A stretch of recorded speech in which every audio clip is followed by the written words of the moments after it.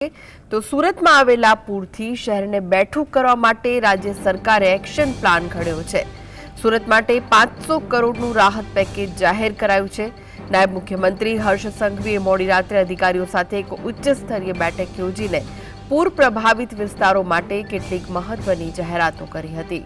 હર્ષ સંઘવીએ જણાવ્યું કે અસરગ્રસ્ત વિસ્તારોમાં યુદ્ધના ધોરણે 9100 પરિવારોનો ડોર ટુ ડોર સર્વે પૂર્ણ કરવામાં આવ્યો છે। પ્રાથમિક તબક્કે 800 થી વધુ પરિવારોને 6800 રૂપિયા લેખે ઘર વખરી અને કેશ ડોલની સહાય ચૂકવાઈ છે।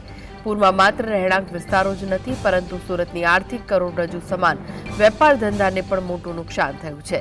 આ માટે સરકાર દ્વારા અત્યાર સુધીમાં 58 જેટલા કોમર્શિયલ વિસ્તારોમાં સર્વેની કામગીરી હાથ ધરાઈ છે। કોમર્શિયલ વેપારીઓની સહાય માટે આગામી મુખ્યમંત્રીની અધ્યક્ષતામાં બેઠક યોજી અંતિમ નિર્ણય લેવાશે। પૂરતી સહાય મળી રહે તે માટે એક ખાસ પોલિસી જાહેર કરવામાં આવશે।